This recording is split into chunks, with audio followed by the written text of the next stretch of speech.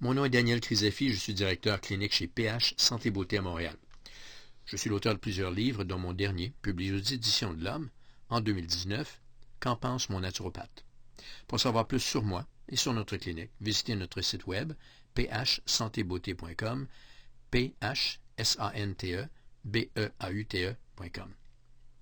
Le but de ces audios est de rendre de l'information intelligente, scientifiquement validée sur des approches de santé naturelle accessibles sous différents formats.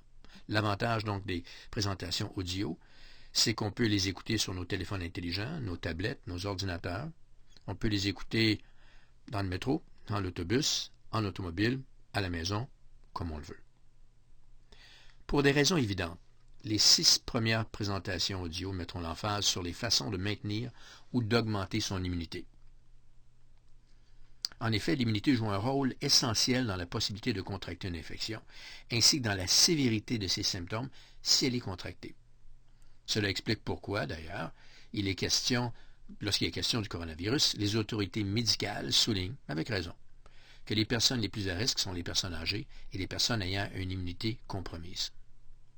Sans garantir que nous n'attraperons pas le virus, et sans diminuer l'importance des mesures sanitaires préventives recommandées par le gouvernement, il va de soi que d'augmenter son immunité nous offre un niveau de sécurité supplémentaire.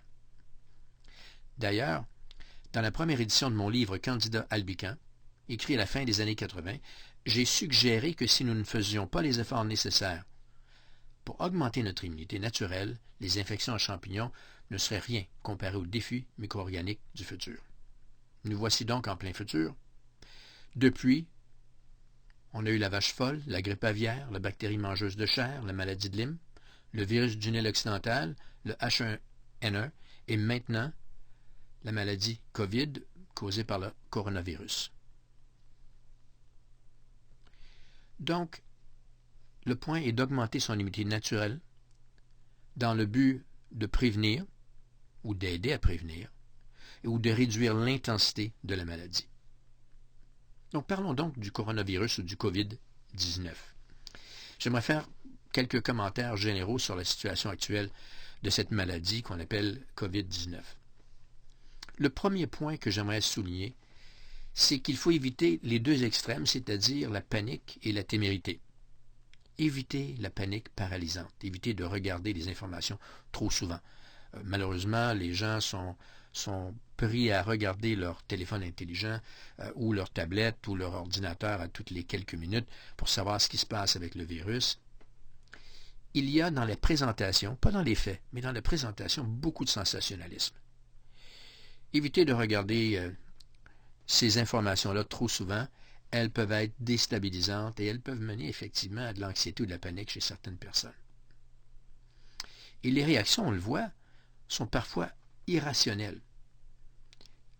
L'achat excessif de papier de toilette au Canada ou l'achat accru d'armes à feu aux États-Unis. D'ailleurs, c'est intéressant que, à la fois dans le cas des papiers de toilette au Canada et les armes à feu aux États-Unis, il semble y avoir une augmentation d'environ 400% dans le nombre d'achats.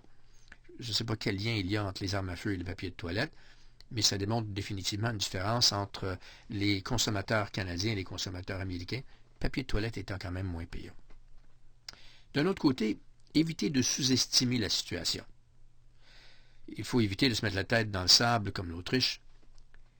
Protégez-vous, protégez les vôtres, respectez les consignes sanitaires mises en place par les gouvernements. Leur objectif est de nous protéger. Le deuxième point est d'éviter les personnes qui font circuler des diverses théories de conspiration ou celles qui nient l'existence de la pandémie.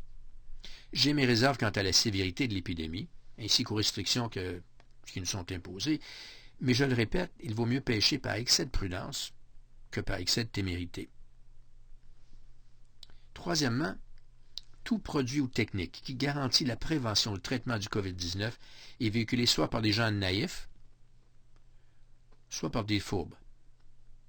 Comme nous le verrons, certaines habitudes de vie, certains facteurs alimentaires, certains suppléments alimentaires peuvent aider, en effet, et dans certains cas, aider grandement.